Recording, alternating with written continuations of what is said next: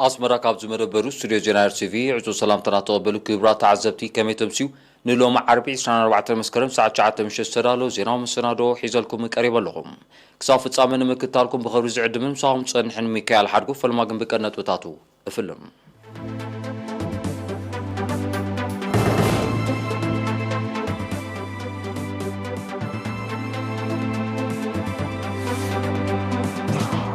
لومي بستقبر مرمرات حموش زيقاتات بكورونا فيروس ملكافون كرقاقة كله حد ما بمتفري أب مبل 87 شامبيون عالم تحت 23 عامت يرترا بالميداليات الشليمة أب زينة توتص بايت توتص تاب بقداي كلمة كفوت زربا كايرو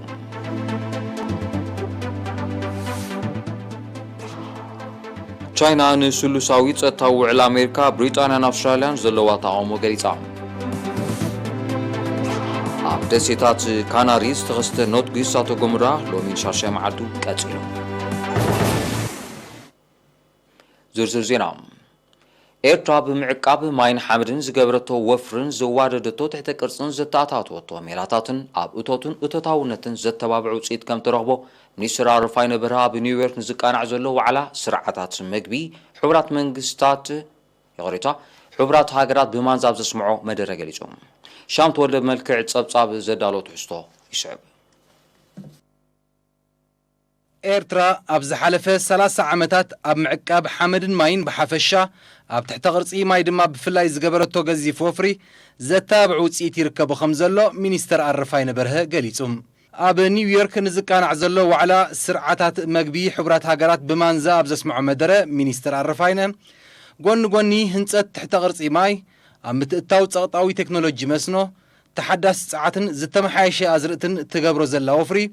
أمسان أتوتن أتوتاونتن زمسكن أبركتو يقبر كمزلو أبريهم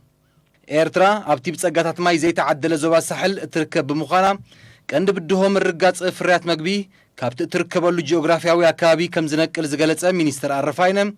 سفيح مدبات ماين حمدنا يمعك أبسرحات بمكيادن بأماي زغطر ديقاتاتن حاسبتاتن بمهناتن نتبدهو تقط مخمزلا حابيروم انت خونقن أخل مقبي مفراي نبينو أخالس لزيكونا قرب مسارتاو مازاتات من رقاص اتخالق بدهم خان بمتكاس منقست إيرترا نصور استراتيجي بمحنصاص لمداوين حارستوتن ماكولوت نقداين حارستوتن نخليما زسانه كمون زرعتن انساتاتن زتصنبره زتوها هاد حرشاون اتفتات نخسلاسلو يتابعن يدقفن كمزلو انا تصيروم قون زون أب مسان مهرت السقا عسان مزوتارو كم مقبن عب قولحتا تواهيبو أب بحرم ديقاتاتن يسرح له خمزلو زتقسى مينيستر عرفاينم انتخونا زحاشة مهرتن زحاشة أم مقاقبان زلاقنت كهلو قدا كابن دحنتن قباء تكروك وهابو كم زقباء أسمير اللوم أب موداتا مينيستر عرفاينم حبراو أفلتو تمكرون ميلاتاتن بمخصكواس زبلتسن وحسنت زلون سرعت قرب مقبي نموحاس كم زكال امنت إيرترا مخانو أسمير اللوم نابي كالزينا مسنسجر حبريتا كامي ستعنام لومي أبي موشة بماكلات زوبا ماكل بستقبرنا إلى لابراتوري مرمرات حموش زيقاتات كابسمرا بكورونا فيروس ملكافوم ترقاقي تلوم زي كم زيلن كله كورونا فيروس ترخيبوهم أبو هوسبيتالات زوبا ماكل تعقيبهم كن كقبر لهم تصنحو 3 زيقاتات حاويهم كفانون كلو ود 7 عام زيقا كاب زوبا ماكل دما بموت تفلي لهم بزمن سرت الله لاوتري بكورونا فيروس زتولفو زيقاتات كسابلومي شديشين صانن حموشن بتعلو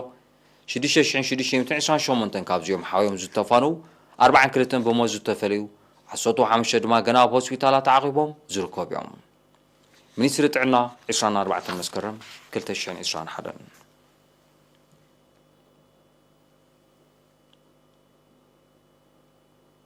أبنو زوبا دقة تساطفنا تمهارو أب مادة تمرتكب نمبالن بقعتهم نمبراخن كساب ممحدار كبابن عدن زورد كرسي بمتتتاو بوهدت يسرح لهم اتعلا ما عدميهم نتمرتي زاخل قلعوا مادة تمرتي زساطفلو بايتان مفتارن تودادان نايتوما مادة تمرتي زلو كب نمبالن مخانو أب سخايدة آخيبات حبيرهم بستقبر داساس أب كبابيهم نزلو ناي تمرتي عدل زيتو تغملو بركز زبال قلعو كم زلو كرقاقز كم تخاله كجلس انكلو ناب مادة تمرتين مغربهم زينوتفو كوميتاتات قيمن بمهلاون متن تساطفنا تابع عامة تمرت 2021 2022 كابت قدميو زنبره عامة ب400 كب نمبال يسرح كم زلو بريهم حلفا قلقلو تمرتاب تنو زوبا ممر عبد الله عمر اب زهابو مبرهي كاب قدمه تمرتي كساب كالاي درجه زمهرا 27 عوته تمرتن شمونت نقطاتات مدب عارتن كم زلوا انتغونه ግን ተሳታፍነት ተማሃሮ ኣዝዩ ውሕድ ምዃኑ ብምጥቃስ ንዝን ምምሕያሽን ብቕዓትን ተማሃሮ ከም ንምባልን ምስ ምምሕዳራት ጸለውቲ ኣካላት ሕብረተሰብን መምሃራንን ብምውሃድ ጻዕርታት ይካየድ ከም ዘሎ ኣረድዮም ኣማሕዳርኑ ዞባ ድጋቶ ሁመድ ኤላ ብወገኑ ኣብቲኑ ዞባ ዘሎ ምስ መስርሕ መምሃርን ምስ ተምሃርን ዝተኣሳሰር ድኻማት ንምምሕያሽ ኣማሓደርቲ ከባብና ነባብርቲ ዓድን ኣብ ከባቢኦም ዝርከቡ ቆልዑ ኣለልዮም ናብ ማዲ ትምህርቲ ናይ ምልኣኽ بعتوب كنطفو أتحساسيهم أبستفل على كتامات إيطاليا زنبرو إيرتراويان بمغنى زغر مبلسو ساعمت مجمار برتاو قالسي حزب إيرترا أبزكارو تنبلات بلتسك تهاجر نمهنات ودابتاتهم كم زحيلون هاجراو بركتهم كم زعزوزن قليتهم كابت وطان زوت حنا زينا وتصبصاب دانايت قبر هيوت كتوربعهم ኤርትራውያን ነበርቲ ኢጣልያ ብምኽንያት ዝኽሪ መበል 3 ዓመት ምጅማር ብረታዊ ቃልሲ ህዝቢ ኤርትራ ኣብ ዘካየድዎ ጽምብላት ውዳቤታቶም ብምሕያል ሃገራዊ ኣበርክቶኦም ከም ዘዕዝዙ ገሊጾም ኣብ ከተማታት ሮማ፣ ቦሎኛ፣ ክታንያ፣ ቨሮናን ባሪን ዝቕመጡ ዜጋታት ብ19 መስከረም ዝኽሪ ኣልማዛዊ ኢዮቤል ባሕት መስከረም ኣብ ዝጸንበልሉ ቅድሚ 3 ዓመታት ዝተጀመረ ብረታዊ ተጋድሎ ኣብ 1991 ናጽነት ብምርግጋጽ ብዓወት እኳ እንተተዛዘመ ሰላም ዝሰፈና ብልጽግቲ ሃገር ንምህናጽ ዝብል መልእኽቲ ባሕቲ መስከረም ንምትግባር ድልውነቶም ኣረጋጊጾም ኣብ ሮማ ኣብ ዝተኻየደ ናይ ዝኽሪ መደብ ኣምባሳደር ኤርትራ ኣብ ኢጣልያ ኣቶ ፍስሓ ጽዮን ጴጥሮስ ንቦታን ትርጉምን ባሕቲ መስከረም ኣብ ታሪኽ ቃልሲ ህዝቢ ኤርትራ ንናጽነት ድሕሪ ምብራህ ኤርትራውያን ኣብ ዝሃለና ሃሊና ብስጡም ሓድነት ኩሉ መዳያዊ መደባት መኸተ ንምድንፋዕ መብጻዕና እንሕድሰል ዓለት ምዃና ኣዘኻኺሮም ኣብ ከተማታት ቦሎኛ፣ ክታንያ፣ ቨሮናን ባሪን ውን ብሓለፍቲ ውዳቤታት ተመሳሳሊ መግለጺታት ቀሪቡ ኣብተን ዝተረፋ ከተማታት ኢጣልያ ዝነብሩ ዜጋታት ውን ዝመጽእ ሰንበት 26 መስከረም ተመሳሳሊ ጽምብላት ንምክያድ ምድላዋቶም ከም ዘጻፈፉ እቲ ካብ ቤት ጽሕፈት ህዝባውን ኮማውን ጉዳያት ኣብ ኢጣልያ ዝበጽሐና ሓበሬታ ኣፍሊጡሎ ኣብ ዞባ ደቡባዊ ቀይሕ ባሕሪ ብሞያ ዝሰልጠኑ 76 ሰራሕተኛታት ትካላት መንግስትን ተማሃሮን ብ21 መስከረም ተመሪቖም ስልጠና ሃገራዊ ማሕበር መንእስያት ተማሃሮን ኤርትራ ጨንፈር ዞባ ደቡባዊ ቀይሕ ባሕርን ንዞባ ዓሰብን ዝወድብዎ እዩ ሓላፊ ማሕበር ኣብ ንዞባ ዓሰብ መንእሰይ ዓሊ ኣሕመድ ሓዮ ኣብ ዝሃቦ ሓበሬታ ሰልጠንቲ ካብ ኩለን ኣባይተ ትምህርቲ ንዞባ ዓሰብ ዝተዋፅኡ ምዃኖም ገሊፆም ሓላፊ ሃማመተ ዞባ ደቡባዊ ቀይሕ ባሕሪ መንእሰይ ዑስማን ዓብደልቃድር ብወገኑ እቲ ስልጠና ኣካል መደባት ምምዕባል ዓቕሚ መንእስያት ከም ዝኾነ ብምጥቃስ ኣብ መጻኢ ብዝለዓለ ከም ዝድፋኣሉ ኣፍሊጡ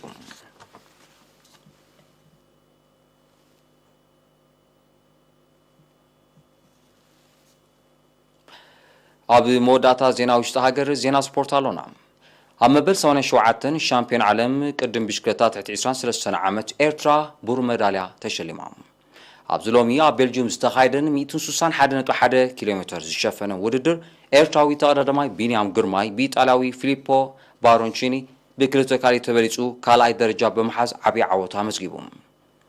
ብዘይካዚ ኤርትራውያን ተቐዳደምቲ ሄኖክ ሙሉ ብርሃን መበል 61 ናትናኤል ተስፋጽን መበል 83 ኤፍሬም ገብሪ ህይወት መበል 93 ጴጥሮስ መንግስት ድማ መበል 100 ኮይኖም ውድድሮም ሳሲሞም ኣለዉ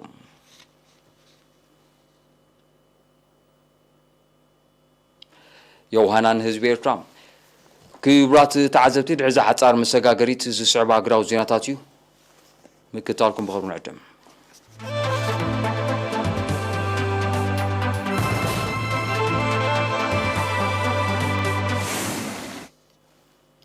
زينا مسنادو إير تي في ناوتلي كبرات تعذبتي سلم مكتالكم مع زينانا مسكن زينا وصاين ጎን እቲ መበል 76 ዓመታዊ ዋዕላ ሓፈሻ ባይቶ ሕብራት ሃገራት ባይቶ ጸጥታ ብጉዳይ ክሊማ ክፉት ዝርብ ከም ዘካየደ ተቓሊሑ ዋና ጸሓፊ ሕብራት ሃገራት አንቶኒዮ ጉተሬሽ ኣብ ዘሰምዖ መደረ ክሊማዊ ነውፂ ንምምካት ዝውሰድ ስጉምታት ሃገራዊ ሰላምን ምርጋእን ኣብ ምርጋእ ዝህልዎ ኣበርክቶ ብሰፊሕ ድሕሪ ምግላጽ ሳዕቤናት ክሊማዊ ምምዝባል ምስ ሕሉፍን ህልውን ግጭታት ተደሚሩ ዘውርዶ ዘሎ ሰብኣውን ዋታውን ሃስያ ቀሊል ከም ዘይኮነ ነጺሮም አንቶኒዮ ጉተረሽ ወሲኹ አባል ሃገራት ክሊማዊ ምምዝባል ንምምካት ሓበራውን ተጨባጥን ስጉምቲ ክወስዳ ጸዊዑ ቋሚ ወኪል ቻይና ኣብ ውድብ ሕብራት ሃገራት ቦገኑ ክሊማዊ ምምዝባል ንኹሎም ደቂ ሰባት ብማዕረ ዝጸሉ ሓበራዊ ብዶ ከም ዝኾነ ጠቂሱ ዝተዋሃደ ዓለማዊ ስጉምቲ ዝሓትት ምዃኑ ኣረድዩ ወዲ ሰብ ኣብ ልዕሊ ኣከባቢ ዘውርዶ ዕንወት ወሲኹ ከም ዘሎ ዝሓበሩ ኣብ ትርክብ ርእቶምን መጽናዕታዊ ርኽበታቶምን ዝገለጹ ተመራመርቲ ኣከባቢ ቦገኖም ኣብ ዝሓለፈ ዓመት ክሊማዊ ነውፂ ብዝጠንቁ ባህርያዊ ሓደጋታት ልዕሊ 30 ሚልዮን ሰባት ብዘይ መጽለሊ ከም ዝተረፉ ሓቢሮም መልክዓቱ እናቐያየረ ዝቕጽል ዘሎ ለበዳ ኮቪድ-19 ብዘውርዶ ዘሎ ሃስያ ሃገራት ክሊማዊ ምምዝባል ንዘስዓቦ ባህርያዊ ሓደጋታት ብቕልጡፍ ክፍውሳ ኣብ ዘይክእላሉ ደረጃ በፂሕን ምህላውን ኣብ ትርክብ ተጠቂሶም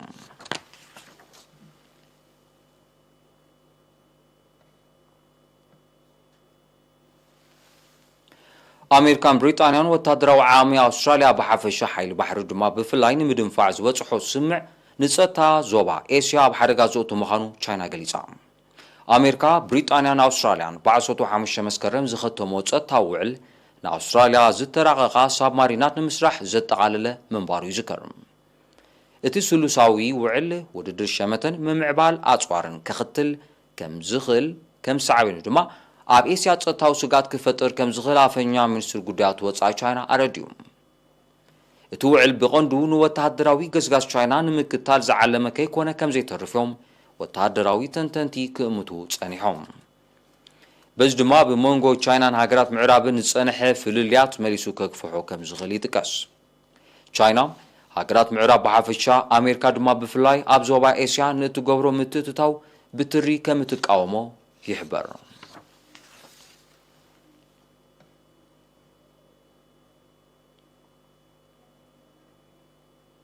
ኣብ ደሴታት ካናሪ ዝተኸስተ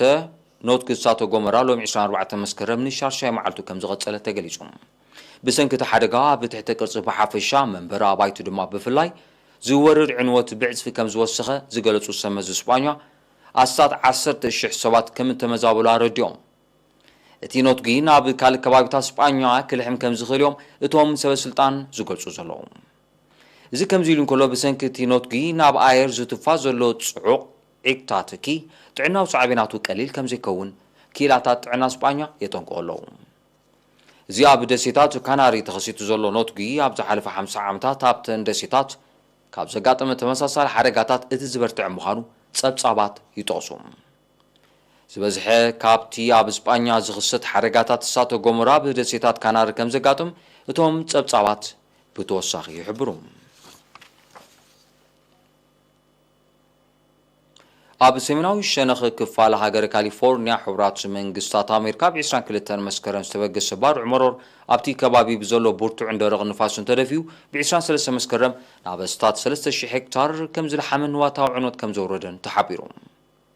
ዛጊት ልዕሊ 25 ኣባይትን ካልእ ትሕተ ቅርጽን ምዕናው ዝሓበሩ ሰመዚ መጥፋእቲ ሓዊ ካሊፎርኒያ ኣስታት 100,000 ህዝቢ ናብ ዝነብራ ከተማ ሪዲንግ ገጹ ይግስግስ ብምህላው ብቁልጡፍ ኣብ ትሕቲ ቁጽጽር ንምውዓሉ ሓያል ጻዕሪ ይካየድ ከም ዘሎ ኣረድዮም ብዝተፈጥረ ስጋት ልዕሊ 4,000 ኣብ ወሰናት ስንታ ከተማ ዝነብሩ ናብ ውሑስ ከባቢ ከም ዝጉዕዙ ከም ተገብረውን ሓቢሮም እቲ ባርዕ መሮር ልዕሊ 30,000 ነበርቲ ባሉታ ተጸልዮም ከም ዘለዉ ዝግለጽ ኣብዚ ብሓደጋታት ባርዕ መሮር ዝፍለጥ ወቕቲ ሓጋይ ኣብ ካሊፎርኒያ ብዝተኸስተ 6,800 ንኣሽሓቱን ዓበይትን ሓደጋታት ይቕሪታ ንኣሽቱን ዓበይትን ሓደጋታት ባርዕ መሮር ኣስታት 6,900 ሄክታር ከም እተሃምኸ ጸብጻባት ሃገር የነጽሩ እቲ ሓደጋታት ባርዕ መሮር ኣብቲ ከባቢ ዝምዝገብ ዘሎ ምውሳኽ ዓለማዊ ዋዒ ዝጠንቁ ክሊማዊ ምምዝባል ዘስዓቦ ምዃኖም ኪላታት ተዓውዲ ዝሕብሩ ቻይና ብምህዞን ቴክኖሎጂካዊ ምዕባለን ወታዊ ገስጋስ ተመዝግብ ከም ዘላ ጸብጻባት ማእከል ዓለማዊ ምዕባል ሓቢሮም ብመሰረቶም ጸብጻባት ኣብ ዝሓለፈ ዓመት ኣብቲ ጽላት ኣብ መበል 14 ደረጃ ተሰሪዓ ዝነበረት ቻይና ሎሚ ዓመት ናብ 12 ደረጃ ከም ዝሓኾረ ተፈሊጡ ብተሪዮ ዘላ ጽቡቕ ገስጋስ ኣብ ቀረባ መጻኢ ምስተን 10 ብሉጻት ሃገራት ክስራዕ ከም ትኽእል ድማ ተኣሚቱሎም እቲ ገስጋስ ኣብ ምዕባይ ቁጠባ ጥዕና ትምህርቲ حبريتان كالت صلاتاتن قوتاو አበርክቶ ይገብር ከምዘሎ ተገሊጾም ማዕከል ዓለማዊ ምዕባለ ብዘውፅኦ ጸብጻባት መሰረት ደቡብ ኮርያ ሆላንድ ፊንላንድ ሲንጋፖር ዴንማርክን ጀርመንን ዝርከበን 10 ሃገራት ኣብ ጽላታት ምህዞን ቴክኖሎጂካዊ ምዕባለን ኣብ ቅድሚት ተሰሪዐን ኣለዋ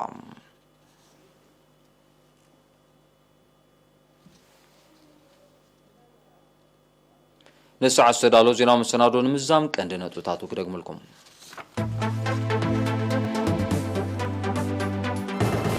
ኤርትራ ብምዕቃብ ማይ ዝገበረቶ ወፍሪ ጽቡቕ ውፅኢት ከም ዝረኸበትሉ ሚኒስትር ኣረፋይ ነበረ ገሊጹ ሎሚ ብዝተገብረ ምርመራታት 5 ዜጋታት ብኮሮና ቫይረስ ምልካፎም ክረጋገጽ እንከሎ ሓደ ድማ ብሞት ተፈልዩ ኣብ መበል 77 ሻምፒዮን ዓለም ትሕቲ 23 ዓመት ኤርትራ ብሩር መዳልያ ተሸሊማ ኣብ ዜናታት ወጻኢ ባይቶ ጸጥታ ጉዳይ ክሊማ ክፉት ዝርርብ ኣካይዱ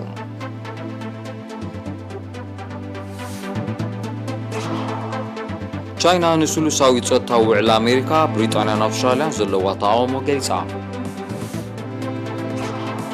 ኣብ ደሴታት ካናሪ ዝተኸስተ ኖት ክሳቶ ጎመራ ሎሚ ንሻሽያ መዓልቱ ቀጺሎም